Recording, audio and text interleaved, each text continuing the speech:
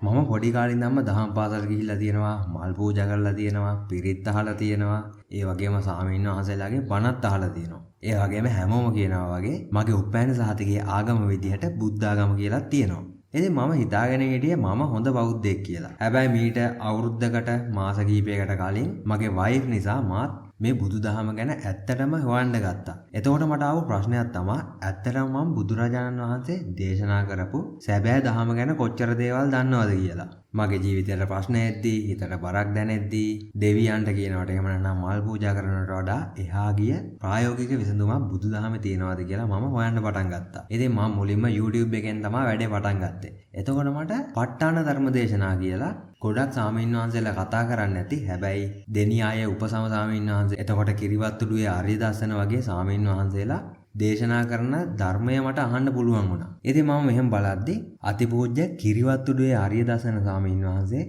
එක තැනකදී දේශනා කරා බෞද්ධ පොත් කියලා ඇප් එකක් තියෙනවා. ඒ ඇප් එකේ ත්‍රිපිටකය, එතකොට රේරුකාණේ චන්දවිමල මහා නාහිමියන්ගේ පොත් වගේ පොත් තියෙනවා. මේවට කිසිම මුදලක් ගෙවන්න නැතුව මේ ඇප් එක හරහා අපිට මේ පොත් බලන්න පුළුවන් කියලා. ඉතින් මේ ඇප් එක තමයි බෞද්ධ පොත් කියන ඇප් එක.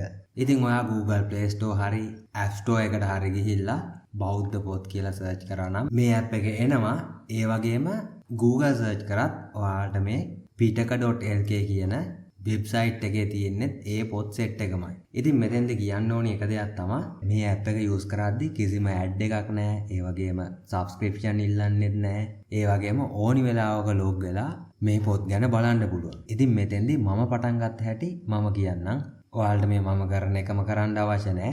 හැබැයි මම කරේ මේ රේරුකාණේ චන්දවිමල මහා නාහිමියන්ගේ පොත් ටික තමයි මුලින් ඉඳන් බලන්න පටන් ගත්තේ. ඉතින් මම තාමත් මේ පොත් එක බලනවා. ඉතින් මුලින්ම බලන්න පටන් ගත්තේ බෞද්ධයාගේ අත්පොත. ඉතින් ඔයා තාමත් දන්නේ නැත්නම් සැබෑ බෞද්ධයා කියන්නේ කවුද කියලා. එහෙම නැත්නම් අර ගොඩක් අය කියනවානේ උපැන්න සහතිකයේ ආගම බෞද්ධ නිසා තමයි මම බෞද්ධ කියලා. එහෙම හිතන් ඉන්නවනම් ඔයා ඔයාගේ ජර්නි එක මේ පොතෙන් පටන් ගන්න. පළවෙනි ටැබ් එකට ගියාට පස්සේ මේ වගේ ඔයාලට බලා ගන්න පුළුවන්. එතකොට එතනින් ක්ලික් කරගෙන ඊළඟ පේජස් වලට යන්න පුළුවන්. ඉතින් මට කියන්න ඕනේ ඔයාගේ ගමන මේ පොත් ටිකෙන් පටන් ගන්න කියලා. ඒ වගේම මේ ධර්ම විනිශ්චය කියන පොතේ තියෙනවා ප්‍රශ්න 100ක්. ඉතින් මේ පොතේ බුදුරජාණන් වහන්සේ ගැන එතකොට බුදුදහම ගැන තියෙන මිත්‍යා මත එහෙම නැත්නම් අර ඒතියස්ලා වගේ අය කියන කරුණු වලට කරුණු 100කට නැත්නම් ප්‍රශ්න 100කට උත්තර දීලා තියෙනවා. හරිම පහසුවෙන් තේරුම් ගන්න පුළුවන් වෙන්න. දැන් මම පුරුද්දක් විදියට දවසට විනාඩි 10ක් හරි මේකෙන් පිටුවක් කියවනවා. මේ වෙබ්සයිට් එකේ link එක එතකොට